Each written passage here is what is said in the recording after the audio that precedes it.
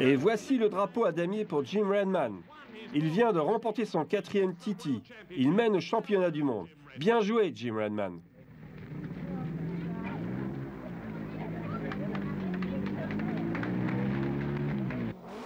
Jim Redman, une icône de la moto.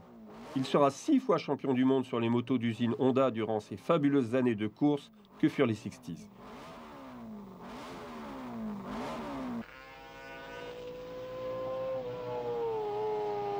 Cet Anglais originaire de Rhodésie participe encore à certaines classiques et sa réputation de conteur n'est plus à faire. Le journaliste moto Chris Carter s'entretient avec lui à Elvington, dans le Yorkshire, juste pour écouter l'histoire de ce fabuleux pilote, Monsieur Jim Redman. J'ai grandi dans les environs de Hampstead et West Hampstead à Cricklewood. Ma famille, afin d'éviter les bombardements, est partie à Greenford, dans le Middlesex, tout près de l'aéroport de Northolt, où ils reçurent une véritable pluie de bombes sur la tête. J'ai passé mes jeunes années ici. Malheureusement, mon père fut gravement atteint pendant la guerre et quand il revint à la maison, il était psychologiquement très diminué.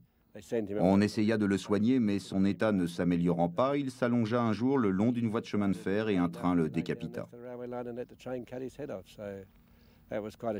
Ce fut un choc pour ma mère et cela la tua environ 30 jours plus tard. Aussi, à 17 ans, je me suis retrouvé avec un frère et une sœur plus jeunes, des faux jumeaux, et une sœur plus âgée d'1 an que moi. Nous étions devenus, par la force des choses, une sorte de père et de mère pour les jumeaux. À mes 20 ans, on m'a annoncé que les jumeaux ayant maintenant 14 ans, ils pouvaient bien se débrouiller tout seuls, et que je devais partir pour l'armée. Je suis allé voir les instances militaires qui m'ont expliqué que je percevrais une solde maximum de 15 shillings par semaine, plus 15 shillings par enfant à charge, soit 30 shillings pour les jumeaux. Mais si je partais, je gagnais 2 livres, contre seulement 45 shillings. Alors vous m'obligez à partir faire la guerre. On m'a répondu que c'était mon problème. Je les ai traités de militaires ronds de cuir et que je devais nourrir ma famille. 4 jours plus tard, je m'envolais pour la Rhodésie. Aviez-vous déjà fait des courses de moto? Non, tout ce que j'avais fait à ce stade, c'était de tailler des plans sur la comète en espérant un jour avoir l'argent pour acheter une moto.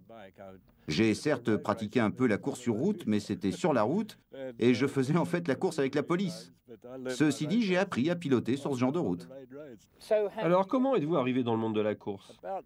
Environ 18 mois plus tard, j'avais économisé suffisamment d'argent pour faire venir mes frères et sœurs, et lorsqu'ils sont arrivés, ils ont commencé à travailler. L'amour de mon enfance arriva également, et nous nous sommes mariés. Voilà comment nous nous sommes retrouvés 4 à vivre dans une maison avec 4 salaires. J'avais soudain l'impression d'être très riche avec tout cet argent qui rentrait. Même si je ne pensais pas trop à économiser, on ne manquait jamais d'argent. Et puis, j'ai rencontré John Love, qui passait de la course moto à la voiture et venait d'acheter une Jaguar Cooper ex-Stirling Moss. J'ai fait plus de 2200 km avec lui jusqu'à Port Elizabeth pour aller la chercher. Mais nous avons trouvé une voiture en très mauvais état. Nous avons passé une nuit et une journée tout entière à la réparer afin qu'elle soit prête pour la première course. John possédait toujours sa Triumph de course. Il m'a dit alors, je sais que tu as très envie de courir, je ne peux pas te payer pour tout le travail que tu as fait, monte sur la Triumph et cours. J'ai donc couru sur une Triumph que j'avais empruntée avec un cuir, des gants, des bottes et un casque que j'avais emprunté, bref, j'avais tout emprunté. J'ai commencé la compétition en faisant des courses en Afrique du Sud. Geoff Duke est arrivé avec la Gilera et a littéralement assommé tout le monde, établissant de nouveaux records du Tour partout. Je me suis alors concentré sur la saison 57 en essayant de gagner le championnat 500 en Afrique du Sud, car j'avais prévu de partir en Europe en 58. Je n'ai pas gagné le championnat des 500, je n'ai même pas regardé ma place, mais j'avais marqué des points partout avec ma vieille AJS7R. En fait, j'étais si déçu de ne pas avoir gagné en 500 que je ne me suis même pas rendu compte que j'avais remporté le titre en 350. Mais ce titre ne m'a rien apporté. La seule chose que je voulais, c'est qu'on en parle de moi en Europe. Mon titre de champion en 350 en Afrique du Sud ne m'a apporté aucune notoriété. Seul Murray Walker, à l'époque, a parlé de moi. Murray Walker disait que j'étais le pilote qui avait battu le record du Tour de Geoff Duke et sa Gilera avec une Norton. Si personne ne s'intéressait au championnat d'Afrique du Sud, tout le monde savait qui était Geoff Duke et voulait voir l'homme qui, avec une Norton, avait battu le record de Duke. Quel sacrifice personnel avez-vous dû faire pour venir en Europe?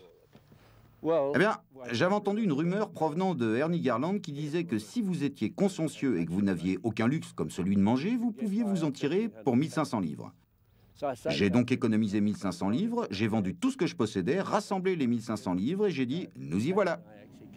Paddy Driver et moi-même sommes en fait arrivés ensemble. Nous avions acheté le vieux transporteur de pipe pour 200 livres, 100 livres chacun. Nous sommes alors allés rue Bracewood pour acheter des pièces détachées en fonction de nos moyens. Puis nous nous sommes rendus chez G.K. Ray à Chiswick. Et nous laissait garer notre transporteur dans son atelier pendant que nous préparions les motos pour Brands Hatch, ce qui nous a pris 2 à 3 jours. Lorsque je suis arrivé à Brands, Murray Walker vint me voir. « C'est toi l'homme qui a battu le record de Duke sur Gilera ?» J'en avais assez quand l'on me parle de ça, mais c'était aussi ça qui m'avait permis d'arriver en Europe. Il a continué. « Qu'est-ce que tu vas faire aujourd'hui ?» J'ai répondu « J'ai des motos, et ben je vais les piloter. » Je me suis entraîné le plus possible, faisant racler les repose-pieds un peu plus à chaque tour. Je n'étais pas habitué au circuit lisse comme celui de Brands Hatch. Je vivais comme dans un rêve et je faisais des étincelles à chaque virage. Ce fut un jour fabuleux. On m'a placé en 4e ligne, mais j'ai réussi à faire 4e en 350 et 3e en 500. Seuls les 20 meilleurs pilotes étaient autorisés à prendre le départ de la course finale. Avec ma 3e place, je me suis retrouvé en première ligne. J'ai toujours fait d'assez bons départs. Je suis parti avec seulement un pilote devant moi et j'ai immédiatement pensé à le passer pour me retrouver en tête.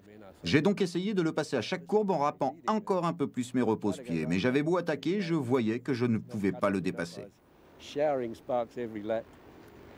Lorsque la course fut terminée, on m'a dit que je n'étais pas supposé essayer faire l'extérieur à Derek Minter. Je venais d'apprendre que j'avais essayé de passer le roi de Brands Hatch. Mais derrière moi se trouvaient McIntyre, Alistair King, Michael Wood, Bob Anderson et Alan Tow, tous de célèbres pilotes locaux.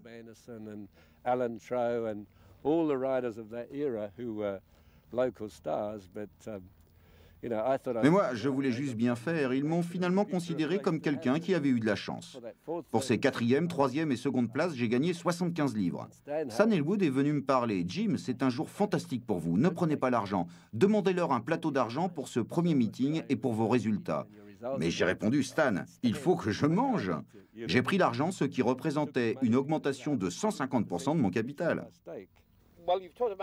Nous avons dit à quel point le circuit de Brands Hatch vous parut si parfait par rapport à ce que vous aviez connu en Afrique. Mais il y avait bien d'autres changements comme la nourriture, la langue et le climat. Ce fut facile en ce qui concerne la nourriture et la langue. Par contre, il fait bien plus beau en Rhodésie qu'en Angleterre. Il a fait beau lors des premières courses, mais la météo fut parfois exécrable. Je me souviens de certaines courses. Une année, je ne me souviens plus de laquelle, je pense que c'était en 59, où il n'y avait pas eu énormément de courses. Je n'avais pas enfilé une seule fois ma combinaison de pluie, que ce soit pour les essais ou pour la course.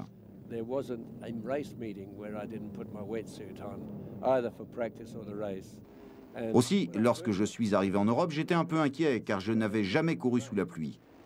Progressivement, je m'y suis habitué avec des courses où un coup il pleuvait, un coup il pleuvait plus. Nous avions une quinzaine de courses comme ça en Angleterre, comme Transcombe ou des endroits comme ici. Le Titi était en ce temps-là et pour de nombreuses années à venir l'événement majeur du calendrier anglais. Quelle place a pris cette course dans votre vie ? Vous savez, j'avais entendu parler du Titi et j'attendais avec impatience d'aller sur l'île de Man. Mais lorsque je suis arrivé, ce circuit m'a tout simplement effrayé. Mais j'ai toujours aimé piloter sur l'île de Man. Les gens ne me comprennent pas, car j'ai toujours dit que je détestais courir à cet endroit, ce qui est vrai, mais j'adore piloter là-bas. Dans une course de moto ancienne sur votre Norton personnel, c'est cool. Mais lorsque vous êtes le leader de l'équipe Honda, aller là-bas pour gagner, alors que vous avez des gens comme Elwood, Agostini ou Phil Reed, qui espèrent eux aussi gagner, ce n'est pas très aisé sur un circuit aussi difficile.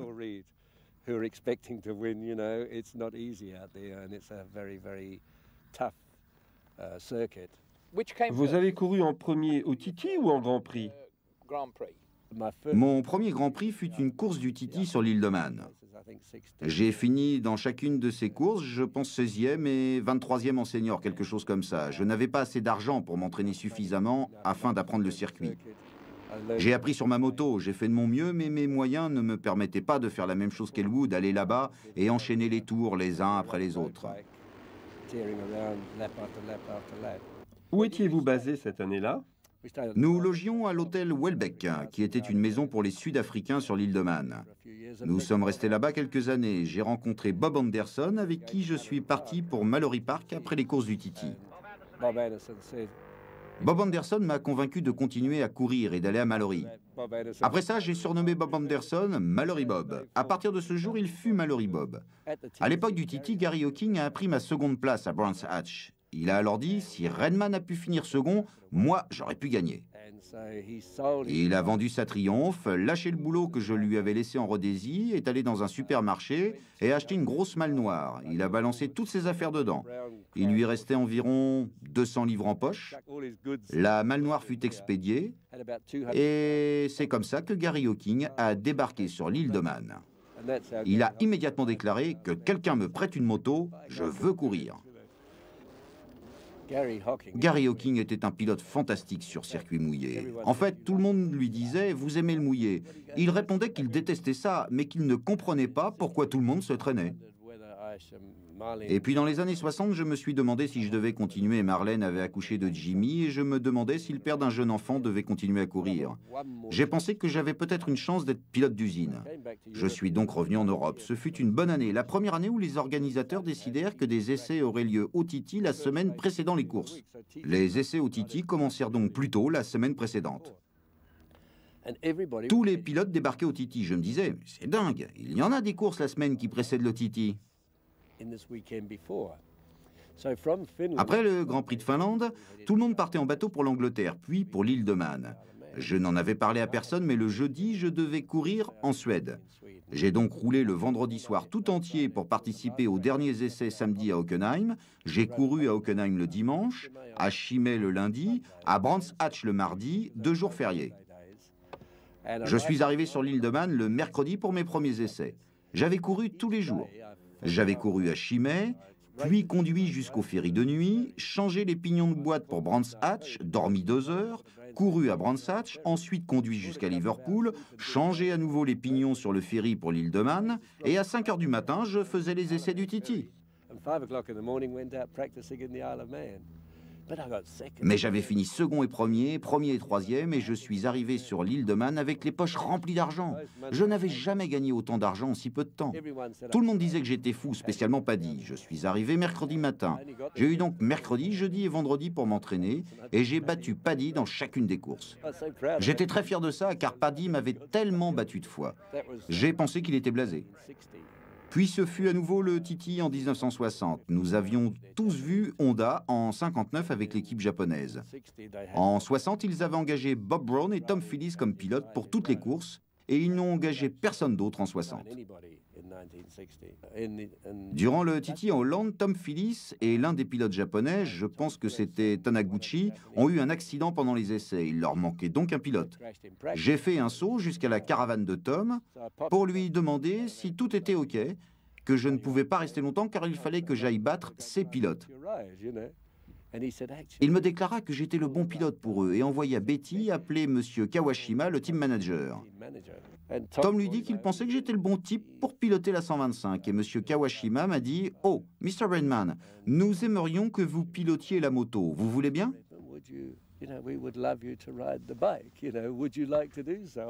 J'ai répondu « Je dois tuer qui? J'aurais fait n'importe quoi pour piloter cette moto. On en était déjà aux derniers essais. » Il me restait 1 heure. Je me suis tout de suite bien senti sur la moto. Je suis parti, j'ai fait quelques tours, je suis revenu, fait quelques réglages et puis je leur ai dit « Ok, j'ai le bon outil, vous pouvez partir. » Je me suis assis, un des Japonais est venu me demander s'il pouvait faire quelque chose. Je lui ai dit non, je pense juste au circuit. Je suis resté assis là pendant 10 minutes. Je suis ensuite parti courir en me disant « Redman, c'est ça, c'est ton futur. Soit ça passe, soit ça casse dans les prochains tours. » J'ai donc couru en essorant la poignée de gaz au maximum. Le reste appartient maintenant à l'histoire. Premier Hawking, second Ubiali sur la MV et troisième Redman sur la Honda, quatrième Spaggiari sur la troisième MV. Et je me suis dit, haha, j'ai réussi. Lorsque je suis arrivé dans l'équipe japonaise, on me mésestimait. Monsieur Kawashima me disait, Mr. Phillips est vraiment très rapide sur cette moto et si vous pouviez être déjà à 2 secondes de ces temps, nous serions vraiment très contents. Nous ne voulons pas plus qu'il n'est possible. Résultat, j'ai battu le temps de Tom de 2 secondes et ils étaient fous de joie. Mais cet engouement va engendrer une offre que Jim ne pourra refuser. Monsieur Jim, piloteriez-vous la 250 dans la course des 250, mais sans faire d'essai, même pas un tour? Je n'avais jamais piloté de 4 cylindres, je n'avais jamais piloté de Honda 250, et j'ai dit à monsieur Kawashima que c'était très difficile. J'aimerais piloter la moto, mais il se pourrait que je la pilote tellement mal que vous ne voudriez plus jamais que je pilote pour vous. Il a dit non, non, non, non, non, si tu pilotes cette moto pour moi et que tu l'amènes jusqu'à la ligne d'arrivée, je serai sur un nuage. Je me moque que tu termines à la 25e place. Je lui ai dit que si c'était la vérité, je pourrais alors piloter la moto plus librement. J'ai donc accepté de la piloter et mes seuls essais sur cette Honda furent de la piloter des paddocks à la ligne des départs, tout au fond de la grille. Et bien sûr, il n'y avait pas de tour de chauffe comme maintenant. Ah non, non, non, il n'y avait pas de tour de chauffe. Vous preniez juste votre moto, vous la démarriez et vous partiez. Heureusement, j'arrivais toujours à démarrer mes motos. Bien sûr, Gary et moi-même, dès le départ, nous nous battions toujours au freinage du premier virage à celui qui arriverait le premier. Nous étions souvent premier et deuxième. Nous nous serions entretués pour ça. Mais c'était un bon entraînement, on a eu des départs mouvementés. Je suis donc sur la ligne de départ, j'ai Ika près de moi. Je me dis que Ika compte les secondes. Je compte 25, 26, 27, et à 27, je suis parti du fond de la grille. Gary Hawking, qui était en première ligne, attendait que les feux changent. Soudain, il a entendu pat, pat, pat. C'était ma moto qui démarrait. Pendant ce temps, le feu passait au vert. J'étais déjà à 30 km/h et pratiquement au niveau de la première ligne lorsque le drapeau est tombé. Malheureusement, la moto était engorgée, ce qui arrive lorsque l'on pousse trop longtemps.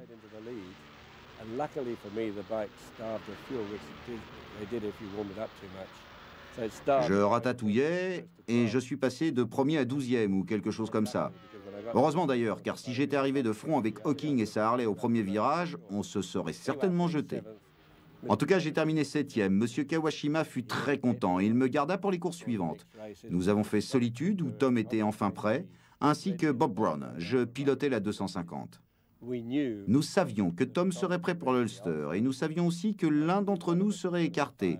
Nous nous sommes assis dans la caravane, nous trois, en nous demandant qui serait viré, car avec Tom on était trois, il n'y avait que 2 motos. Dans l'après-midi, nous sommes allés nous entraîner et Bob se tua sur la Honda 250. Il n'y a donc pas eu de choix à faire, bien que celui-ci s'annula de la manière la plus horrible qui soit. 1961 maintenant. Aviez-vous un contrat avec l'usine Honda? Non, j'ai soudain reçu un télégramme ces jours-là, pas de fax, et qui disait « S'il vous plaît, arrangez-vous pour arriver à Tokyo avec votre famille le 5 mars. » J'ai eu beau secouer le télégramme dans tous les sens, aucun chèque n'est tombé. Tout mon argent est parti dans 3 billets d'avion autour du monde. Mais je n'avais guère d'autre choix que de partir. J'ai envoyé un télégramme à Tom qui m'a dit qu'il avait reçu la même invitation. Nous sommes partis pour l'usine et la première chose que nous demanda M. Kawashima fut nos billets afin de nous les rembourser. Je fus soulagé. On était à nouveau solvables. Tom arrivé d'Australie, nous fîmes le tour de l'usine et nous avons réalisé que nous étions des véritables stars. À cette époque, Honda possédait déjà un département très poussé de recherche et développement, Honda R&D.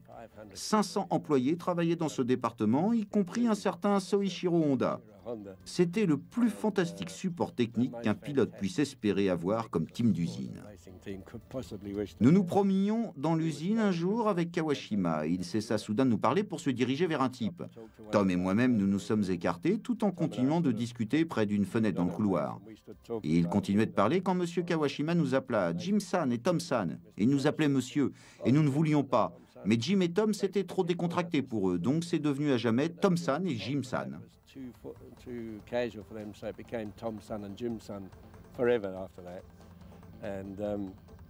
S'il vous plaît, j'aimerais vous présenter Mr. Jim Renman, Monsieur Soichiro Honda.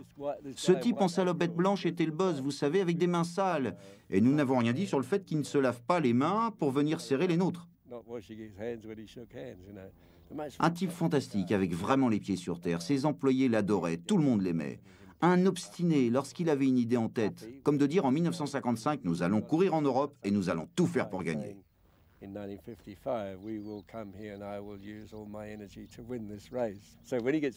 Aussi, lorsqu'il avait une idée en tête, il était dur, mais c'était un type vraiment formidable. Nous sommes donc allés là-bas, nous avons essayé les motos, nous avons vu comment ça se passait, Et ils ont alors annoncé qu'ils aimeraient bien nous faire signer un contrat pour l'année prochaine. Tom et moi avons discuté toute la nuit afin de décider quoi faire. J'ai affirmé que même si je piloterais pour eux gratis, on devait essayer d'obtenir un maximum d'argent. On savait que John Surtees avait gagné beaucoup d'argent avec ses contrats. Nous avions entendu parler de 5000 livres par an, mais il était champion du monde sur 2 et 4 roues et 4 fois champion du monde moto. Gary Hawking avait signé pour le service de course MZ et avait obtenu 3500 livres.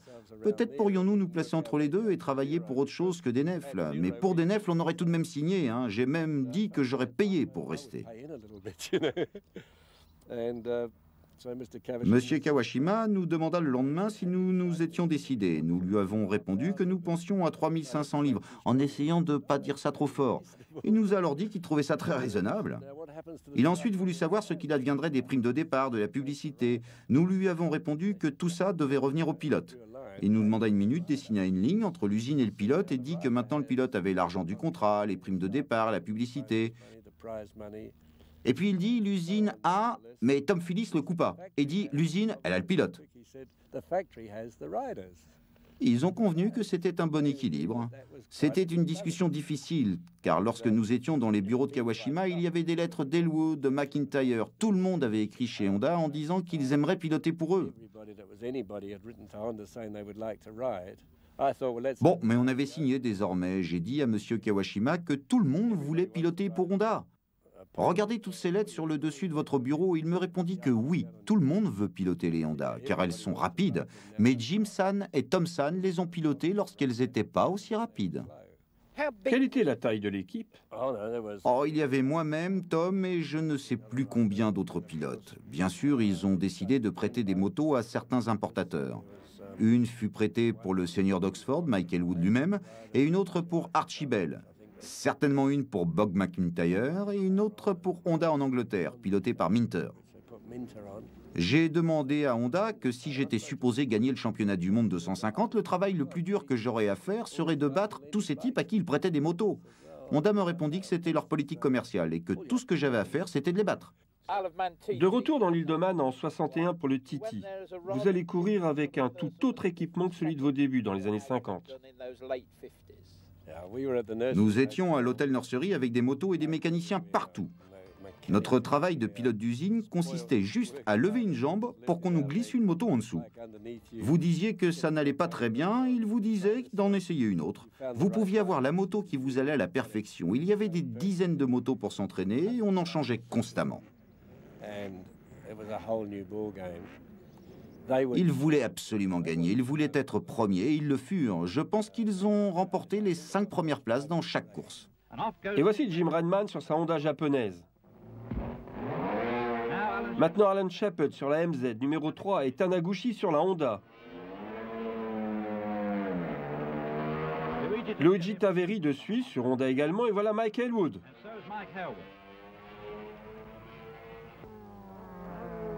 À Selby, après la moitié du premier tour, Taveri et Elwood ont rattrapé Redman.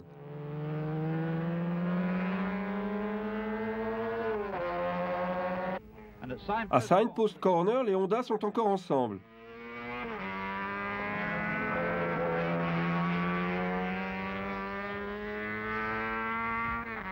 Juste derrière eux, Redman sur la Honda.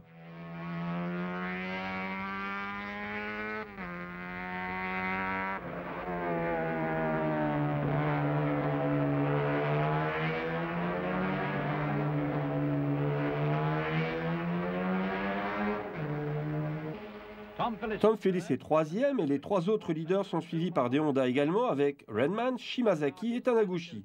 Quelle performance!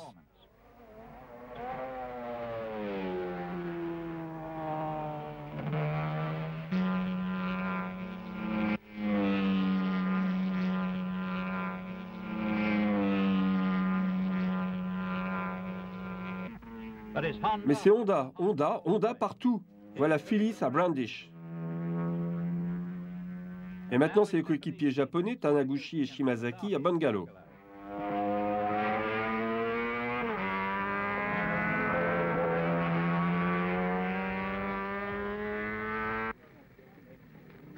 Telle était la détermination de Honda qui s'empara des 5 premières places en 125 et 250. Mais ceci n'arriva pas qu'au Titi. Et ainsi se passa l'année, on essayait de battre ces Honda privés. Un jour à Monza, Bob McIntyre vint vers moi et me demandait quels étaient mes rapports avec Elwood. Nous luttions tous deux pour le titre, Mike et moi. J'ai dit que j'avais besoin de gagner ici et en Finlande.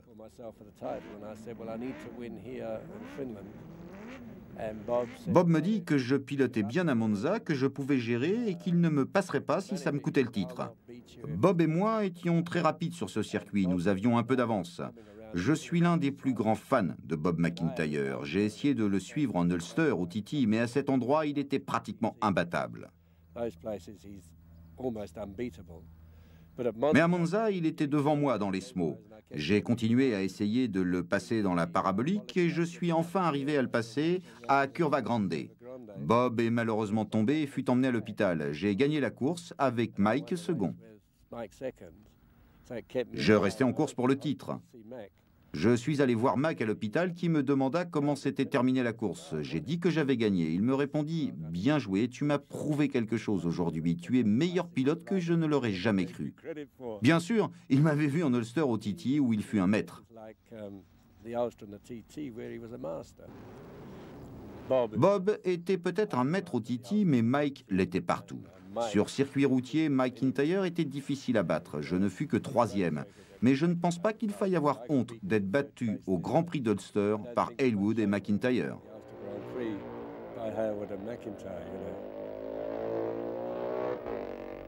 Bob McIntyre, pilotant une Honda, se trouve rapidement en tête, suivi par Mike Elwood également sur une Honda. Bob McIntyre arrive le premier à près de 160 à l'heure. C'est sa première victoire dans ce classique de l'Ulster. Mike Elwood arrive second, Redman troisième. Ce fut une magnifique course.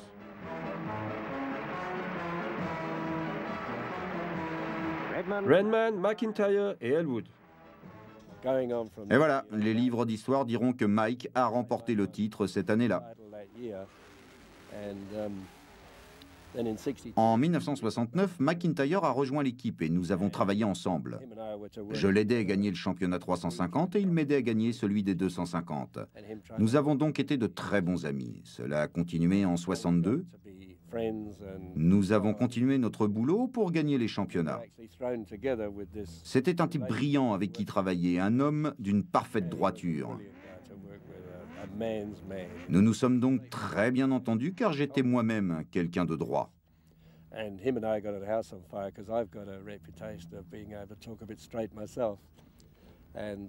Lorsque nous sommes retournés sur l'île de Man, Tom Phillips me supplia de lui laisser piloter la 350. Je n'ai donc pas participé à cette course en lui laissant piloter la 350. Comme nous le savons tous, Tom se tua dans cette course en essayant de rattraper Gary Hocking et Mike sur la MV. Ce tragique décès choqua terriblement Gary Hocking. Gary disait au début de l'année que l'un de nous cinq allait gagner le championnat.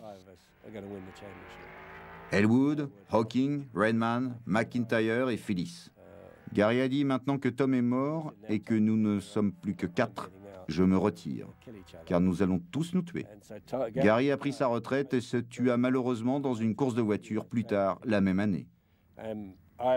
J'en avais vraiment jusque-là de la course lorsque Tom se tua. À cet instant, celui qui réussit à me convaincre de continuer fut Bob McIntyre.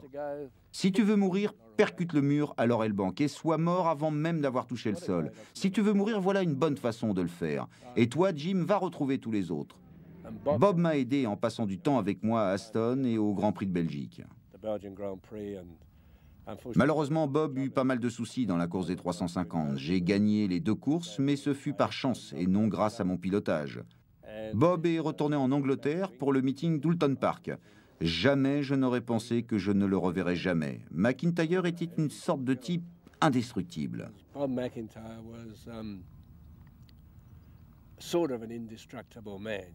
Il était vraiment solide. Et vous ne pouvez pas imaginer qu'il arrive quoi que ce soit à un homme comme ça. Et s'il se tue sur une moto, alors vous vous dites que cela peut arriver à n'importe qui d'entre vous.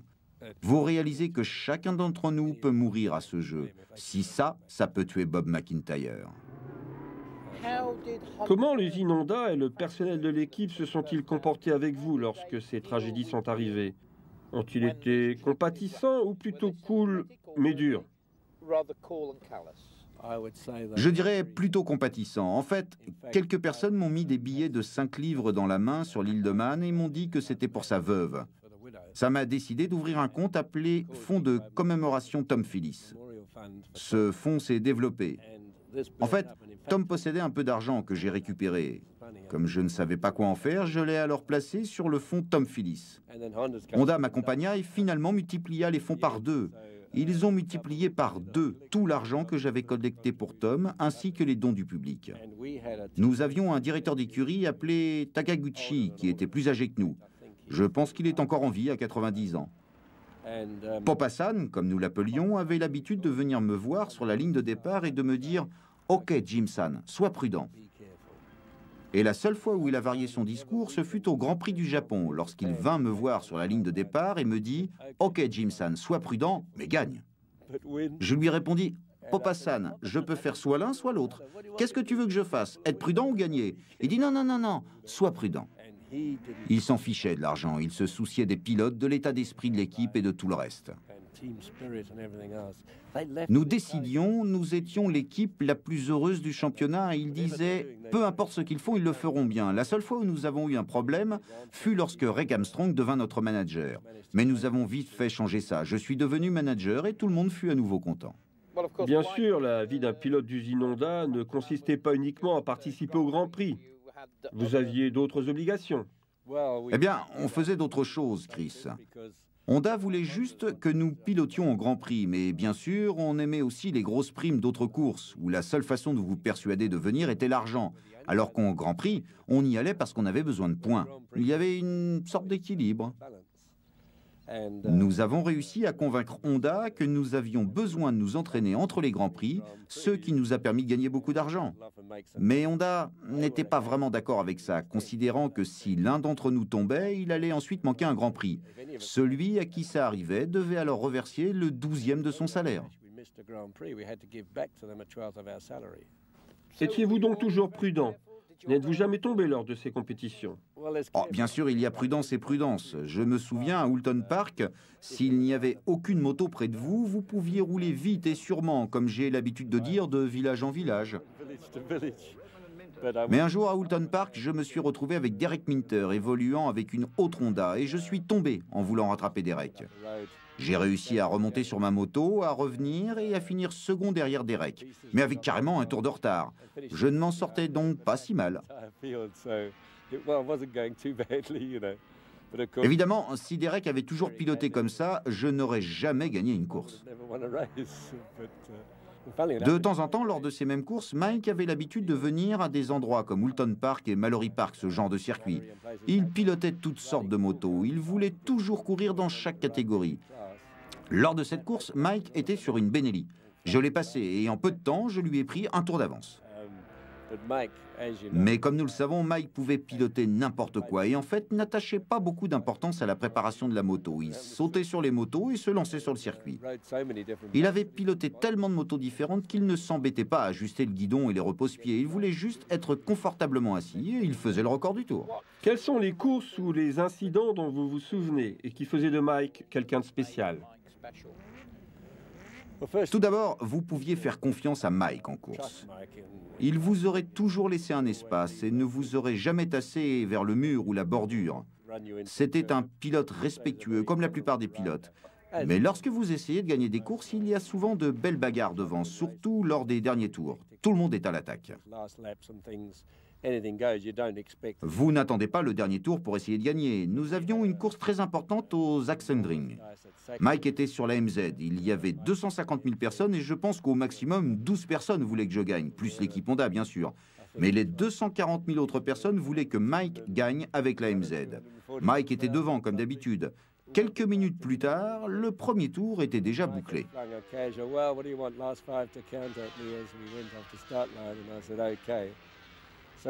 Nous sommes partis tous les deux devant. Mais si j'essayais de le passer dans le gauche, il me repassait au même endroit le tour suivant. On s'est mis à aller de plus en plus vite. On était à 95% sur les 30 premiers tours. Mike me regarda alors que nous étions côte à côte. Il me fit un signe de la tête et on a accéléré tous les deux.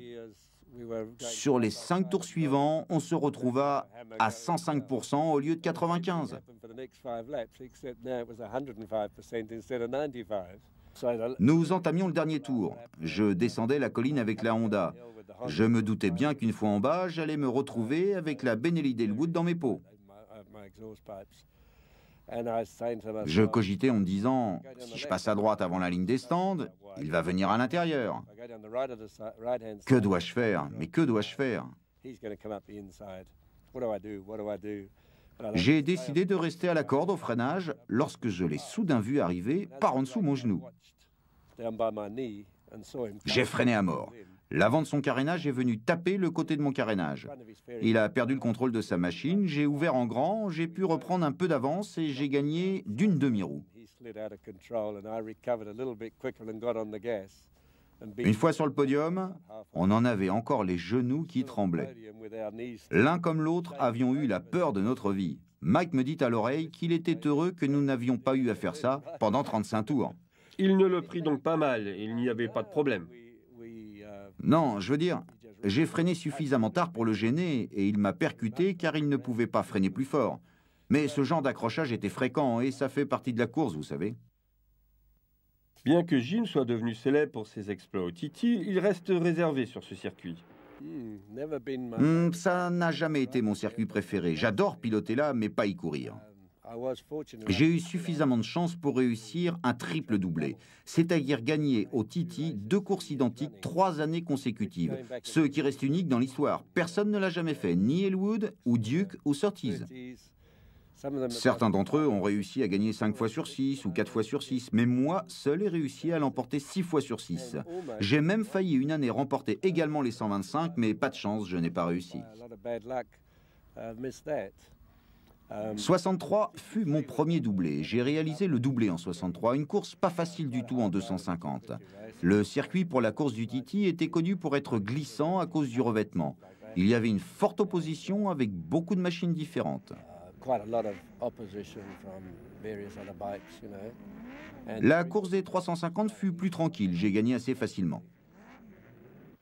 Et maintenant, la voici caractéristique de Murray Walker. Mercredi après-midi, avec 2 heures de retard pour la course junior au TT. Premier au départ, le numéro 1 Jim Redman sur sa Honda. Avec sa droite, Mike Elwood sur sa MV 4 cylindres. Et Redman prend la tête dès le départ. Le leader à Braille, Jim Redman, est maintenant Mike Elwood. Redman mène d'environ 30 mètres alors qu'il roule à plus de 220 km/h. Voilà Duff et Hartle sur la Gilera lancée à fond.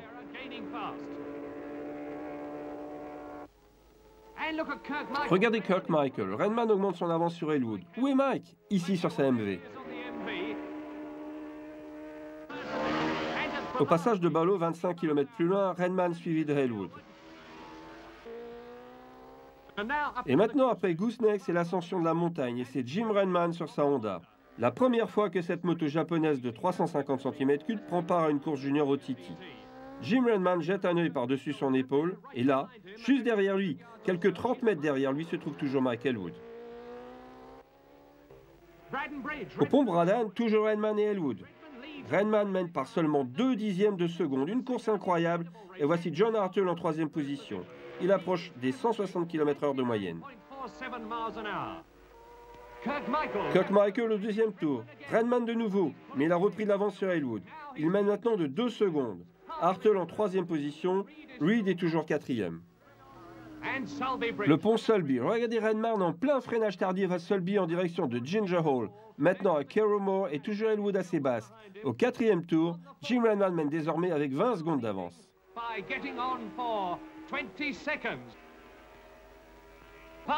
Parliament Square, Ramsey, Jim Redman et c'est John Hartle en 2e position. Où est Mike Elwood? C'est Dashney en 3e position, numéro 9 sur la Jawa. Elwood est très en retard et le voici.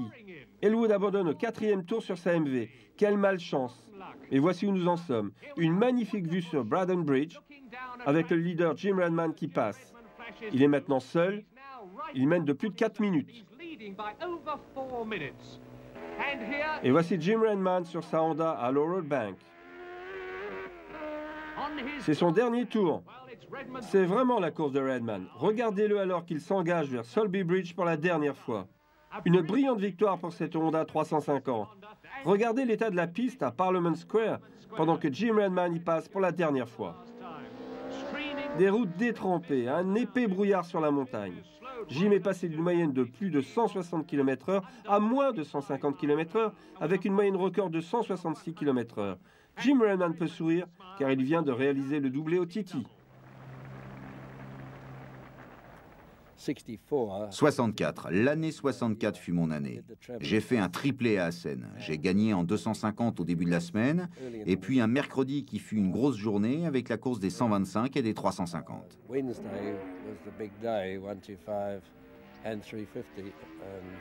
Dans la course des 125, j'avais une Honda 4 cylindres qui était une moto fabuleuse à piloter, que j'ai vraiment appréciée. Il y avait de belles photos de moi, surtout pour un homme aussi enrobé que moi. Tout le monde se plaignait sur le fait que j'étais trop gros et sur le fait que Honda devrait prendre un pilote plus léger. Heureusement pour moi, Honda n'a jamais écouté ses conseils. J'ai réussi à terminer second au championnat du monde 125 et par 2 fois. La seule personne qui me battit cette année fut Luigi, que je n'ai même pas essayé de suivre. Dans cette course si particulière qu'est le TT, nous n'avons jamais reçu de consigne d'écurie. On était sur l'île de Man et débrouille-toi. Si tu veux gagner, gagne. Peu importe qui tu es ou quoi. Ça se passait assez tôt dans la saison pour ne pas avoir à s'inquiéter du championnat. Nous réglerions nos comptes au championnat du monde plus tard. Honda a toujours pensé que le TT était un prix d'excellence. Ils adoraient l'île de Man. Quoi qu'il en soit, mon but de la semaine était d'essayer de gagner cette course en 125, car si je pouvais gagner aussi en 350, je réussissais le triplé. Ce jour-là, peu de temps après le départ, la moto s'est mise à tourner sur 3 cylindres d'Amber Hill. J'étais effondré. Puis tout s'est remis à fonctionner parfaitement avant Quarterbridge. Et ça a recommencé à ratatouiller peu de temps après, puis à remarcher avant Braddon. Et soudain, tout est rentré dans l'ordre. Je roulais à nouveau sur 4 cylindres, mais j'avais perdu beaucoup de temps. À Ballacrane, j'ai regardé par-dessus mon épaule, il y avait Frank Perris et Ralph Crowe qui bagarraient juste derrière moi. Bien sûr, il y avait 10 secondes d'écart, ce qui correspondait au temps de départ de leur moto. Je me suis dit qu'il n'allait pas me passer comme ça. Je me suis mis à attaquer. J'ai foncé sur Ramsey. Et j'ai regardé derrière moi à Schoolhouse Corner, et il n'était plus là. J'avais donc réussi à les semer un petit moment. Lorsque je suis arrivé au virage de Ramsey, on m'a pas noté que j'étais premier avec quelques secondes d'avance sur Luigi. J'ai réalisé que j'étais devant et que la fin de la course était proche. En tout cas, j'ai attaqué pendant les 2 tours suivants. Et en arrivant à Ramsey, j'avais 1 minute d'avance sur Luigi. Mais alors que j'arrivais à Ramsey, la butée du câble des gaz a cassé. Heureusement pour moi, sur la Honda, il y avait un câble pour ouvrir et un câble pour fermer les gaz de chaque côté des freins. Lorsque j'ai voulu accélérer, le câble s'est enroulé autour du guidon, comme ça. Et lorsque vous vouliez fermer les gaz, le câble s'enroulait à nouveau autour du guidon. Ma main droite n'arrêtait pas d'enrouler, de dérouler. J'ai foncé vers la montagne aussi vite que j'ai pu avec Luigi qui fondait sur moi. Il établira un record dans le dernier tour. J'ai fini la course aussi vite que j'ai pu tout en pensant que cet incident pouvait me coûter la victoire. Lorsque nous avons passé la ligne d'arrivée, Murray Walker arriva en courant, tout essoufflé, et demanda à Luigi si tout allait bien. Luigi lui répondit « Attends, tout d'abord, laisse-moi savoir qui a gagné, moi ou Jim ?» Luigi, tu as gagné la course de 3 secondes. Et j'ai pensé, oh non. J'ai récemment entendu un enregistrement à ce sujet. Et Murray, c'est pour cela que je sais autant de choses à ce sujet, car je les ai entendus récemment. Et Murray donc s'est tourné vers moi. Je me demandais, lorsque j'écoutais ce vieil enregistrement, si je devais regretter au sujet de cette moto. Murray me demanda, « Jim, ça te fait quoi d'avoir été battu de si peu ?» J'ai répondu que ce petit con était allé trop vite pour moi dans le dernier tour. Je n'ai jamais parlé de mes problèmes. Je suis persuadé que si je n'avais pas perdu ces 10 secondes à ce moment de la course, juste avant la montagne, je n'aurais sans doute pas perdu la course. Déception dans la course des 125, mais maintenant le junior. Les 2 premiers partent, Joe Dunphy sur la gauche et le numéro 2 Stastny sur la Jawa tchécoslovaque. Un beau départ pour Dunphy et maintenant Mike Duff du Canada sur la gauche et Jim Redman sur une Honda 4 cylindres. Redman nous fait un superbe départ. Phil Reed est le suivant, il est le favori sur sa monocylindre, une AGS de Tom Kirby. À Braddon Bridge, le numéro 1 mène. Il s'agit de Joe Dunphy. Mais à Laurel Bank, quelques miles plus loin, Jim Redman sur sa Honda numéro 6 a gagné 60 secondes sur Dunphy et juste derrière lui, Stastny numéro 2 mène sur Dunphy numéro 1. Governor's Bridge, fin du premier tour. Et Jim Redman mène déjà avec 15 secondes d'avance à une moyenne de 160 km/h. Derek Minter, numéro 7, est parti devant Duff. Il se dirige vers la 3e et 6e place. Et voici Phil Reed. Il entame son second tour maintenant. Jim Redman qui passe devant les tribunes avant Bray Hill. Et voici Stastny de Tchécoslovaquie sur sa Jawa bicylindre. Second sur la piste. Et Redman de nouveau à Braden Bridge cette fois. Et voici Gooseneck. Nous sommes au deuxième tour. Jim Redman augmente son avance. Il devance Stastny de 3 minutes, un Stastny en seconde place. Il semblerait que ce soit la course de Jim Redman pour la deuxième année successive. Et voici Stastny, troisième l'année dernière, comme l'année d'avant. Redman avec une moyenne de plus de 160 km/h. Derrière lui, Stastny. Jim Redman rentre dans les stands à la fin du troisième tour. Cool, calme, imperturbable. 4 minutes d'avance, il roule à une moyenne de plus de 160 km/h et ne s'arrête que 32 secondes dans les stands. Redman repart, quatrième tour, et Redman mène toujours à Braden Bridge. Derrière lui, Derek Minter en troisième position. Phil Reed est maintenant en troisième position, alors que Jim Redman rejoint Kirk Michael avec 1 minute et demie d'avance. Et maintenant le dernier tour, Jim Redman sur la Honda, et regardez le passé. 1 minute 7 d'avance, une moyenne de 156 km/h, et il est dans le dernier tour. Ballacrane, Jim Redman, dernier tour. Ne fais pas de folie, Jim, continue. Et au tour de Selby pour la dernière fois, Jim Redman. Il n'a plus que 25 km à faire. Et le drapeau pour Jim Redman. Il vient de gagner sa 4e course au Titi. Il mène au championnat du monde. Bien joué, Jim Redman. Un autre record pour Jim et il est en bonne compagnie. Je pense que les principaux records reviennent à Mike, Phil Reed et moi-même. Nous sommes les 3 seuls pilotes à avoir gagné des grands prix en 125, 350 et 500, une chose qui ne sera jamais égalée puisqu'il n'y a plus les 350. Et peu ont réussi à faire ça dans la même journée, Jim. Oui, il y a surtout Phil, et bien sûr lorsque j'ai gagné les 250, 350 et les 125 à Assen en 64. Ce fut un jour mémorable pour moi. La course en 350 fut relativement facile, si on peut qualifier de facile le fait de battre Elwood d'à peu près 15 secondes après 1h10 de course. Mais je n'ai jamais été vraiment sous pression. Et dans la course des 250 contre Phil, j'étais environ 15 km/h moins rapide que lui en vitesse de pointe. Je suis resté dans sa roue arrière toute la course pour essayer de le dépasser au dernier moment. Dans la seconde moitié du dernier tour, je l'ai passé à chaque freinage et il me repassait à l'accélération. Arriva cette grande courbe très rapide à droite où de nouveau je plonge au freinage pour le passer.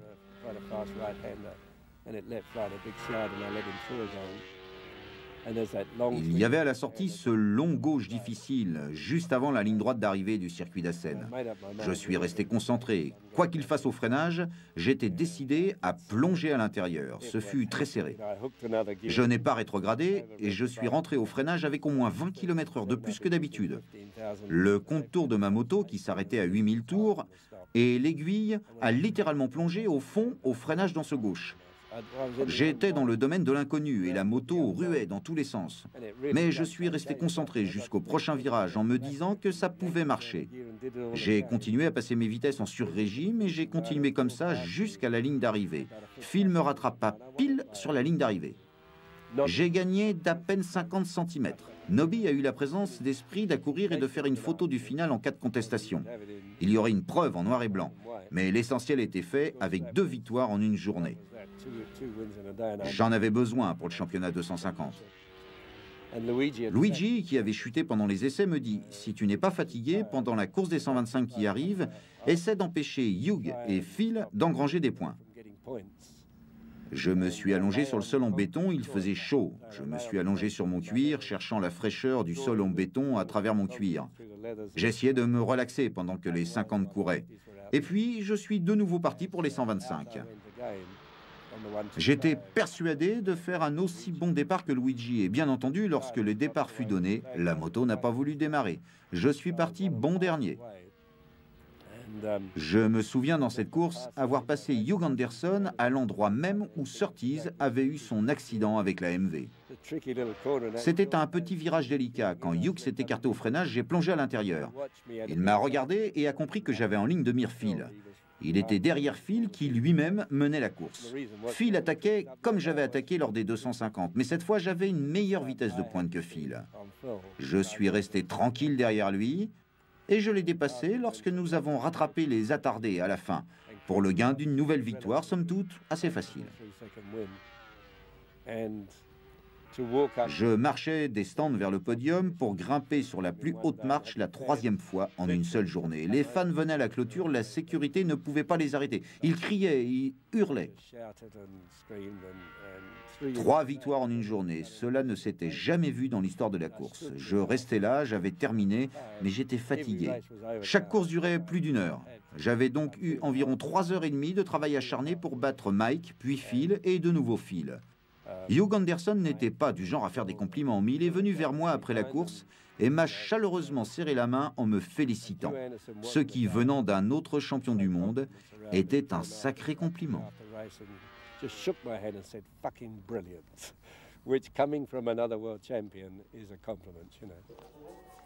Jim aimait manifestement Assen, mais ce n'était pas pour autant un poireau sur un circuit comme Spa-Francorchamps.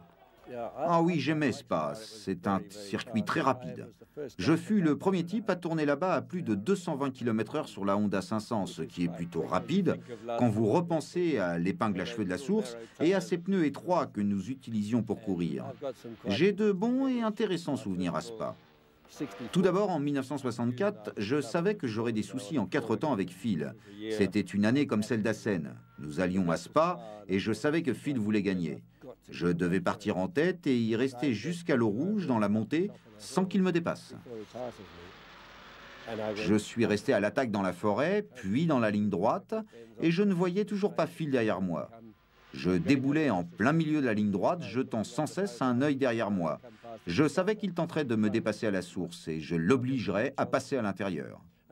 À mi-course, je l'ai vu arriver et me passer irrémédiablement. Je suis resté dans son aspiration avec ma Honda.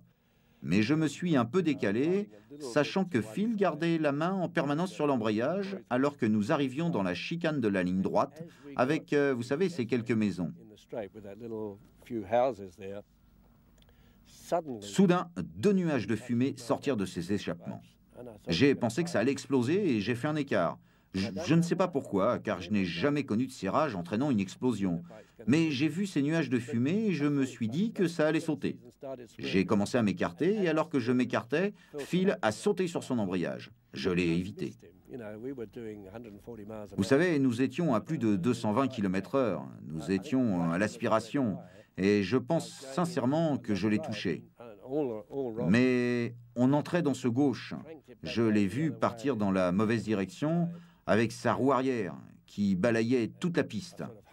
Normalement, à ce niveau, je ne le touche pas. Par la suite, quand nous sommes revenus voir cet endroit, on a découvert pourquoi je l'avais touché. Sa roue avant avait glissé sur la boue, tandis que la roue arrière était restée sur le bitume. Il a réussi à suffisamment contrôler sa glisse afin de revenir en ligne et me recoller. Je l'ai vu se redresser et à ce moment, quelque chose est venu me heurter. J'ai heurté un poteau télégraphique avec mon carénage. J'ai vu le mur me foncer dessus.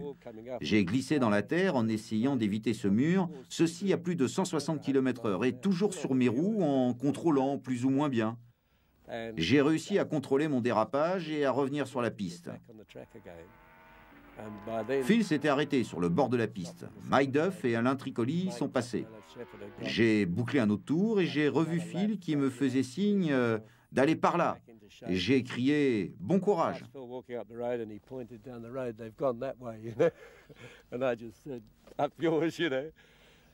J'ai finalement réussi à rattraper Alain, mais Mike Duff était trop loin. La Yamaha était vraiment rapide. Il était impossible de la suivre, sinon à l'aspiration. J'avais donc perdu une course, mais j'avais l'immense plaisir d'être toujours vivant. Nous sommes tous retournés à l'endroit de l'accrochage parce que Bert Schneider et Alan Shepard affirmaient avoir vu des bouts de ma moto voler au bord de la piste. Mais on pouvait voir mes traces tout au long du champ.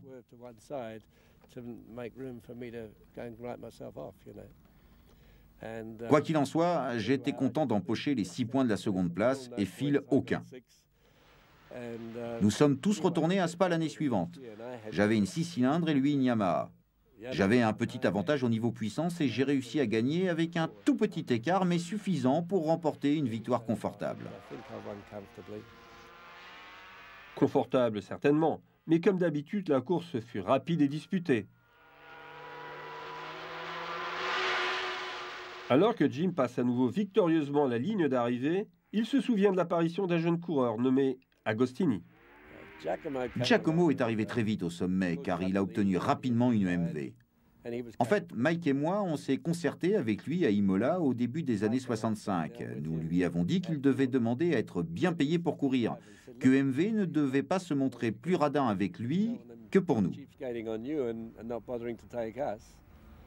Et Giacomo nous a dit qu'il avait reçu pas mal d'argent pour Imola, 500 000 lire en tout. Il nous regarda inquiet et je lui dis « mais c'est nul !»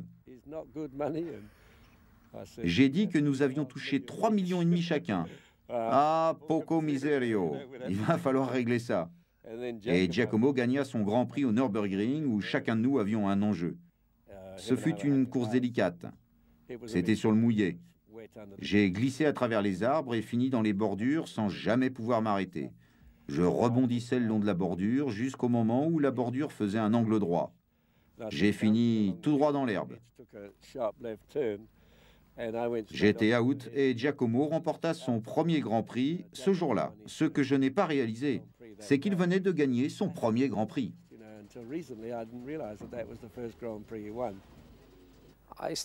J'ai commencé avec la MV en 65. Et j'ai un bon souvenir de mon premier Grand Prix au Nürburgring. J'ai gagné avec cette 350 3 cylindres. Et j'ai battu de grands champions, comme Michael Wood, Jim Redman, Taveri. Ce jour-là, je fus vraiment très heureux, car c'était la première fois que je courais hors d'Italie et j'ai gagné une course très importante avec de très grands pilotes. Il m'a dit, mais tu te souviens aussi du Grand Prix de Tchécoslovaquie cette année-là? Et je me suis demandé ce qui était arrivé. J'ai gagné, tu as gagné? Il m'a répondu, oh, tu as gagné. Il m'a dit, j'ai décidé, parce que c'est un circuit long et très difficile et que tu le connais par cœur, je vais juste te suivre et te pousser à tomber comme je l'ai fait au Nürburgring. Il m'a dit qu'il se placerait derrière moi sur la ligne de départ. J'ai alors attaqué afin de le déposer. Il a essayé de s'accrocher à moi, mais il a fini par tomber et j'ai gagné la course. C'est pour cela que je ne me souvenais pas exactement de ce qui était arrivé, car j'avais attaqué pour gagner, ce qui fut assez facile car Ago était tombé. Je ne me souvenais pas de ce genre de course, mais bien sûr, lui s'en souvient très bien, car il a encore les marques du gravier pour le prouver. Giacomo était un type attachant. Nous sommes allés sur l'île de Man et il m'a demandé « Apprends-moi quelques mots d'anglais, il y a vraiment de jolies filles ici. » Il parlait en italien car Mike parlait l'italien plutôt bien. Il me demande « Comment dois-je dire « Buonasera, come va » et des choses comme ça. Mike lui répondit « La phrase la plus facile pour se faire quelques ouvertures est « Voudriez-vous coucher avec moi ?» Nous lui avons donc appris cette phrase et il s'est mis à draguer dans toute l'île de Man. Mais il voulait savoir quoi dire après. Mike lui répondit, la meilleure phrase après ça, c'est « Va te faire sauter ailleurs ». Voilà donc le vocabulaire d'Agostini sur l'île de Man. Ça a marché? Eh bien, nous étions à Daytona, je lui ai demandé si ça avait marché et Giacomo m'a dit « Beaucoup d'entre elles ont dit oui ». Est-ce que c'était un si bon pilote que ça? Oh, mon sentiment, Chris, est que Mike fut l'un des plus grands pilotes qui ait jamais existé. Giacomo a sa place quelque part dans le top des quelques bons pilotes dans le monde, certainement devant plein d'autres s'estimant meilleurs que lui. Je dis ça car lorsqu'il est arrivé, ça n'a pas été facile pour lui de se retrouver face à Elwood et moi-même dans les premiers temps. Il pilotait très bien. Il était impressionnant. Je me souviens en train de le suivre au Sachsenring. Il passait sur les vibreurs et dans l'herbe. J'étais à la fin de ma carrière et lui commençait la sienne. Il était 14 ans plus jeune que moi. C'était vraiment difficile de le dépasser. Il était impressionnant. Soit il allait rapidement se tuer, soit il devenait un grand champion. J'étais exactement comme lui en observant ce qui s'est passé. Vous devez avoir un gros cœur au début pour essayer de gagner des courses. Mais ce que j'admire chez Giacomo et ce pourquoi il est devenu meilleur comme moi, c'est que s'il a eu des moments difficiles au début, ce fut beaucoup plus facile après, ce qu'il admet. Il avait juste à piloter et à gagner des courses, mais il a de nouveau connu des moments difficiles lorsque les deux temps sont arrivés. Il changea donc de moto et remporta à nouveau le championnat. Je ne sais pas si j'aurais su faire la même chose que lui. Je pense que je me serais retiré avec élégance à la fin de cette période de course facile. Mais il s'est accroché, il avait le talent pour revenir et gagner des courses difficiles. L'homme avait énormément de talent, beaucoup de courage et encore beaucoup d'autres choses allant avec. En 65, je pense avoir couru dans les 3 catégories. Je ne me souviens pas de la course des 125. Je me souviens juste avoir obtenu le double triplé. J'ai gagné chacune des courses. Beaucoup d'opposition dans chacune d'elles. Pas facile de gagner. J'ai gagné la 6e avec Phil qui allait très vite sur sa 250. Mais en fin de compte, la Honda était plus fiable. Lorsqu'il me dépassa, je l'ai pris en chasse. Je ne voulais pas me laisser larguer.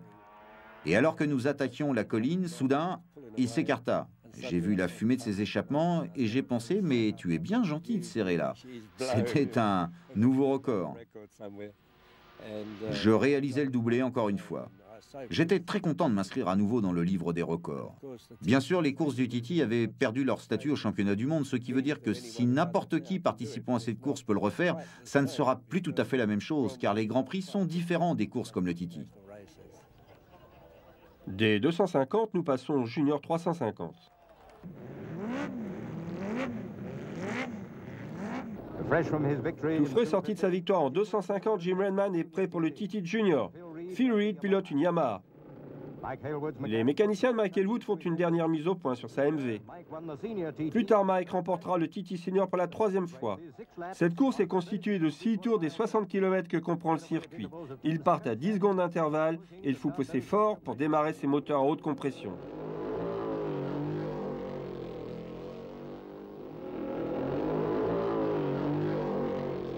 Szczęsny, le Tchécoslovaque, attaque cette courbe brillamment. Jim Redman juste devant Mike Elwood dans un formidable duel.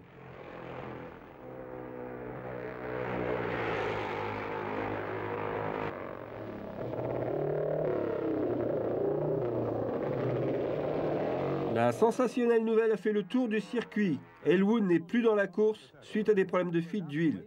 Jim Redman peut donc passer la ligne d'arrivée en premier, gagnant une moyenne de plus de 160 km/h. Le Rhodésien volant termine avec 3 impressionnants succès, gagnant le junior et la course des 253 années de suite.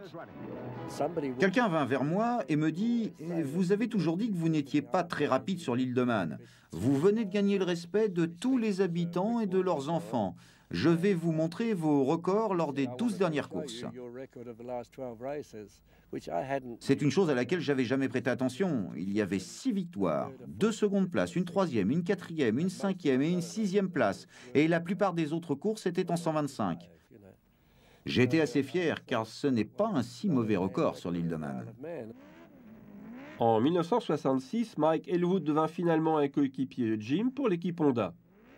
Oh, bien sûr, c'est une autre histoire. Mike est arrivé dans l'équipe Honda en 1966 et sa première course fut au Grand Prix du Japon en 65, la dernière course de l'année.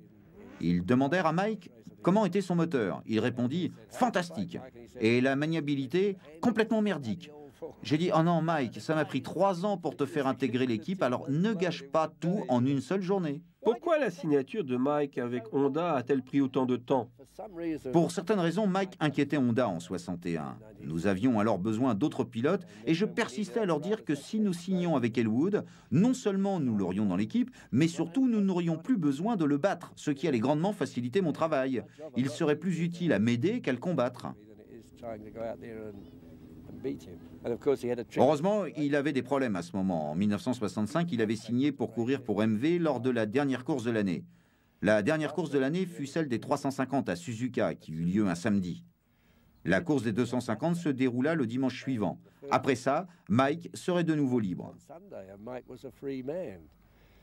Il s'entraîna donc sur la 250 Honda 6 durant la semaine. Mais il dut retourner sur la MV et aider Agostini à me repousser à la 3e place. Agostini pouvait alors être champion du monde. En rentrant à l'hôtel cette nuit, j'ai demandé à Mike quelle était la situation pour demain. Il me répondit « Je vais gagner et te laisser second, alors prends tes dispositions ». C'était une remarque typique d'Elwood. Je me suis dit « Ok ». Chacun de nous trois peaufinait sa course, jouait des coudes et attendait que les tours réellement importants arrivent. Soudain, quelque chose ressemblant à une pierre apparut sur la route et se glissa dans mes cheveux. Quelque chose qui m'a brûlé. J'ai pensé que c'était une pierre et j'ai essayé de l'enlever. Mais soudain, j'ai réalisé qu'il s'agissait d'une abeille. J'ai tout de suite ressenti une douleur au visage. Je pouvais sentir mon œil enfler et se fermer en plein milieu de la course. Heureusement pour moi, peu de temps après, la 350 d'Ago a commencé à faire un drôle de bruit. Il commença à rétrograder. Je pense qu'il a fini aux alentours de la 5e place. Avec Mike devant moi, je savais que tout ce qu'il me restait à faire était de rester derrière lui. Mike gagna la course pour MV et je fus second. Lorsque je suis allé dans les stands, ils étaient tous en train de faire la fête car j'étais maintenant champion du monde. J'ai ôté mes lunettes, j'avais mon œil complètement fermé. Il était gonflé comme ça. Il y avait juste une fente, mais je ne pouvais rien voir du tout. Un as de la mécanique et un compatriote rhodésien, Nobby Clark, nous rappelle d'autres grandes courses de Redman. Je pense que notre plus belle réussite fut lorsque Jim et moi avons gagné le Grand Prix de l'Allemagne de l'Est en 1965. Ce fut lorsque les Japonais retournèrent au Japon et me laissèrent seul avec la moto. Nous avions des problèmes à tous les essais avec la 250. Il pleuvait le jour de la course. Jim est parti en tête et plus personne ne l'a revu. Nobby a travaillé sur beaucoup de motos et avec de nombreux pilotes. Qu'y a-t-il eu de mieux? Je pense que la meilleure moto était la Honda 350 4 cylindres. C'était une moto tellement puissante. Elle demandait peu de maintenance et gagnait course après course. Le pilote avec lequel il était le plus facile de travailler, il y en avait 3. Il y avait Taveri, Redman et Elwood. Si on ne peut pas comparer leur style de pilotage, c'était par contre facile de travailler avec eux. En 1966, vous vous êtes tourné vers la catégorie 500. Il y eut beaucoup de polémiques à ce sujet parce que tout le monde disait que j'avais fait le barrage à Mike et que je lui avais ordonné de gagner les 250 et les 350 pendant que je me chargeais de gagner la course des 500. Mais tout le monde sait maintenant que si vous vouliez donner des ordres à Mike, vous aviez intérêt à savoir vous battre. En fait, nous étions ensemble au Japon après avoir essayé les motos et nous savions que la 500 arrivait. J'ai dit à Mike, tu as eu des courses faciles en 500 depuis des années et il semblerait que la 500 soit prête à gagner. Je suis le plus âgé d'entre nous deux, je pense donc que je devrais avoir la 500. Et pour compenser, tu gagnes 2 championnats du monde cette année en 250 et en 350. Ça va pas être si facile, mais tu es suffisamment jeune pour y arriver. Dans tous les cas, tu as déjà, je pense, 4 titres de champion du monde en 500 à ton actif et j'en ai aucun. Donc j'aimerais en avoir un. Il m'a dit OK. Voilà en fait les ordres. Cette année-là, le Titi fut repoussé à cause des grèves de marins. Le prochain Titi fut celui en Hollande. La distance à parcourir convenait à Mike. Il a piloté en 250, en 350 et en 500. Il n'avait besoin d'aucune aide en 350. J'ai donc couru en 250 pour l'aider si je le pouvais, et en 500, qui était ma catégorie. Nous avons pris le départ avec cette nouvelle MV 3 cylindres qui était arrivée pour Giacomo. Je la regardais, mais je restais très confiant en ma Honda 500. Je me disais que j'allais gagner dans un fauteuil et réaliser un autre triplé. J'ai fait un bon départ, j'ai vite fait le trou derrière moi. J'ai descendu cette longue ligne droite sur le vieux circuit d'Assen. Giacomo arriva et me dépassa dans la ligne droite. Je me suis dit, oh mon Dieu, voilà que prennent fin mes belles années. J'ai suivi Giacomo pendant 2 tours. Mike n'avait pas fait un bon départ, mais il nous rattrapa. Il a commencé à essayer de nous passer à l'extérieur. Il changeait d'attaque sans arrêt, plongeait à droite et puis à gauche, et se jeta sur la droite juste à côté de moi.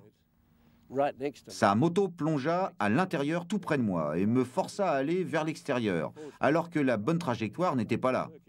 J'ai réussi à éviter un accident et repris en chasse Giacomo.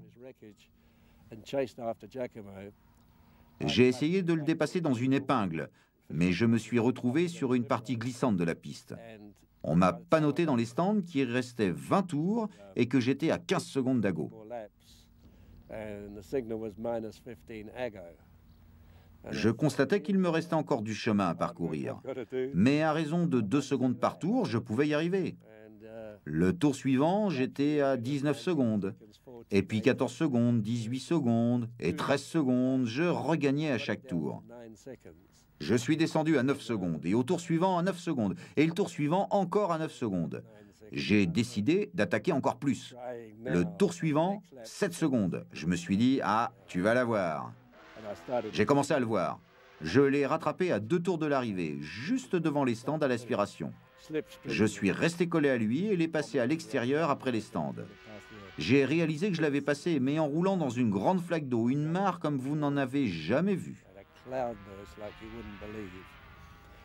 Plus loin devant moi, j'ai vu 3 pilotes qui plongeaient dans un virage. J'ai pensé que je pourrais passer ces 3 pilotes au freinage, ce qui me donnerait suffisamment d'avance pour gagner avec encore un tour 3 quarts à faire.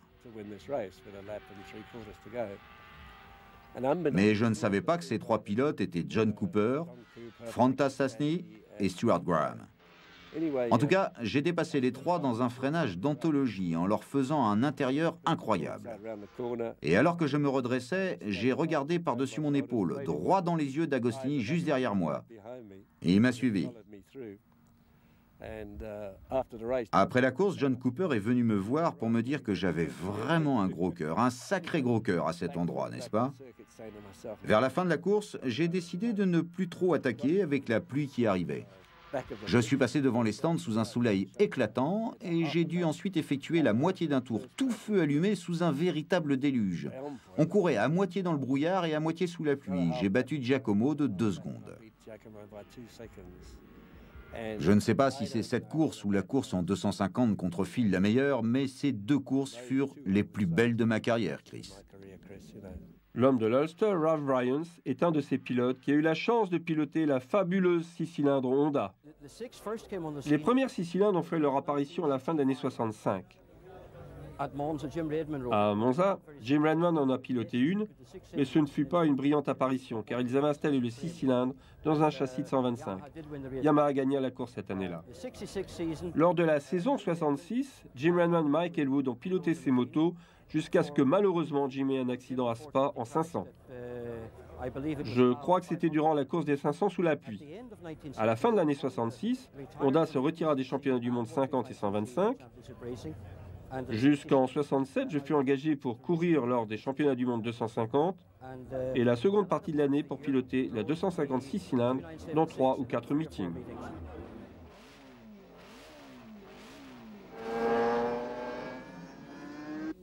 Nous savons, car vous l'avez aimablement reconnu, que vous avez touché 3500 livres lors de votre première année avec Honda. Peut-être est-il impoli de vous demander si vous avez gagné encore plus d'argent les années suivantes. Eh bien, j'ai réussi à obtenir ces 3500 livres en 61 jusqu'à ces fantastiques 15 000 livres en 1966. Et Mike a obtenu la même chose. Je ne sais pas ce que Mike a eu en 1967. Je sais que nous étions grossièrement sous-payés, mais nous pensions que nous étions très bien payés comparés aux autres pilotes. En ce temps-là, nous étions des nobles. Nous étions les types qui avaient l'argent et les Ferrari. Mike et moi-même déjeunions avec Enzo Ferrari et nous avons essayé ces coupés 2+2. J'en ai conduit une jusqu'à l'autoroute et Mike m'a dit « Allez, c'est celle d'Enzo, laisse-moi conduire ».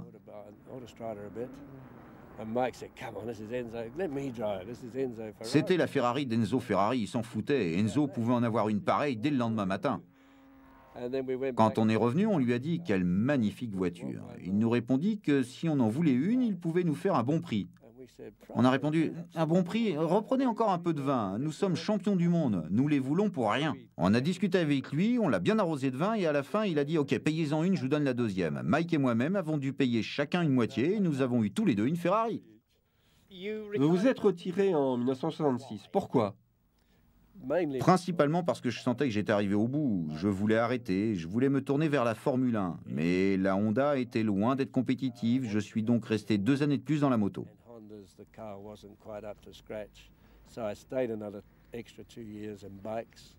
Mon poignet ne voulait pas guérir. J'ai discuté avec Honda et leur ai dit qu'ils avaient Mike. Ils m'ont répondu que je ne devais pas dire des choses comme ça. Mais ils étaient eux aussi plus très loin de la fin. Ils allaient sans doute courir encore une année et je me devais de rester avec eux. J'étais lié au secret et je suis rentré en sachant qu'il ne restait plus qu'une année à l'autre pilote. Ils allaient arrêter la course à la fin de l'année 67. Comment résumeriez-vous votre vie, Jim? J'ai eu une vie fantastique. Les gens me disent, surtout en constatant que je vis avec une femme plus jeune que moi, les gens me demandent quel âge j'ai en réalité, ce à quoi je réponds que j'ai 280 ans.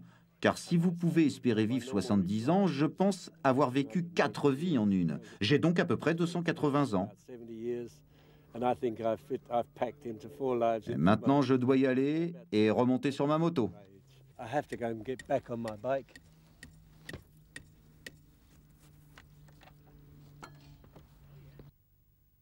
Pendant que Jim remonte en selle, terminons avec l'image et le son de l'une des plus belles collaborations des années 60, Rain Man et Honda.